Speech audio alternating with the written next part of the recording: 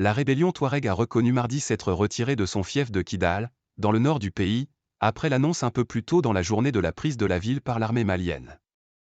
Kidal était depuis 2013 sous le contrôle de la Coordination des mouvements de l'Azawad, CMA, une alliance de groupes armés à dominante touareg. L'armée malienne a annoncé, mardi 14 novembre, avoir pris Kidal aux séparatistes touaregs qui tenaient depuis une dizaine d'années cette ville stratégique dans le nord du pays. La ville était devenue un enjeu majeur de souveraineté pour l'État central malien. Aujourd'hui, nos forces armées et de sécurité se sont emparées de Kidal, a annoncé le chef de la junte, le colonel Assimi Goïta, dans un message lu au cours d'un flash spécial à la télévision d'État. La rébellion a reconnu la perte de Kidal. Le cadre stratégique permanent, CSP, alliance de groupes rebelles armés, a admis dans un communiqué s'être retiré de la ville ou pour des raisons stratégiques après avoir résisté pendant plusieurs jours à l'avancée de l'armée et du groupe Wagner en leur infligeant des grandes pertes humaines et matérielles. La lutte continue, a-t-il juré en parlant de nouvelle étape et en appelant à une mobilisation permanente. Un vieil aiguillon. La prise de Kidal est un succès symbolique significatif pour la junte qui a saisi par la force en 2020 la direction de ce pays confronté depuis 2012 à la propagation djihadiste et à une crise sécuritaire et politique profonde. Elle a été saluée par un certain nombre de partis et organisations. Elle parachève une offensive terrestre et aérienne lancée en fin de semaine dernière. L'opération a impliqué des mercenaires de Wagner selon les rebelles et d'autres sources, comme des élus, tandis que la junte nie la présence dans le pays du groupe de sécurité privé russe aux pratiques décriées. L'étendue du contrôle exercé par l'armée sur place n'est pas claire. Les autorités n'ont pas diffusé d'images. La collecte et la vérification de l'information est compliquée par l'impossibilité d'accéder au terrain. Les rebelles séparatistes ont fait couper vendredi le réseau de téléphone alors que l'armée progressait vers la ville. Kidal, foyer historique des insurrections indépendantistes et carrefour sur la route de l'Algérie, situé à plus de 1500 km et 24 heures de route de la capitale Bamako, s'est vidé d'une grande partie de ses habitants, indiquent des messages postés sur les réseaux sociaux. 2 officiers ont indiqué sous le couvert de l'anonymat à l'AFP que les rebelles avaient quitté la ville quand les soldats y sont entrés. L'armée et l'État malien n'avaient quasiment pas repris pied à Kidal depuis mai 2014.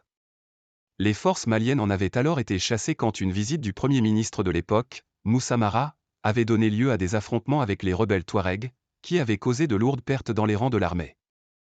Les rebelles, qui s'étaient soulevés 2 ans plus tôt en même temps que les salafistes, avaient accepté un cessez-le-feu avec le gouvernement quelques jours après. Ils étaient en charge de la sécurité et du maintien de l'ordre à Kidal depuis lors. Les djihadistes, eux, ont continué à combattre l'État malien et toute présence étrangère, et étendu leurs agissements au centre du Mali et aux pays voisins. Les séparatistes ont repris les hostilités en août.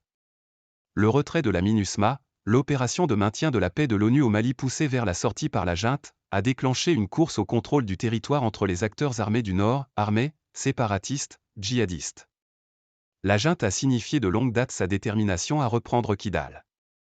L'insoumission de Kidal et de sa région, où l'armée a subi d'humiliantes défaites entre 2012 et 2014, était un motif ancien d'irritation à Bamako, y compris pour la junte actuelle qui a fait de la restauration de la souveraineté territoriale son mantra.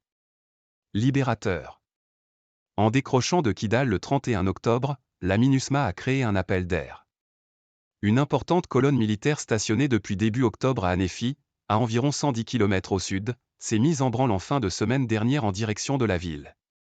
Elle a subi en route les attaques des rebelles. Aucun bilan humain et matériel n'a pu être établi par des sources indépendantes. Plusieurs civils, dont des enfants, ont été tués par des frappes aériennes, selon des résidents et les rebelles, ce que l'armée a démenti.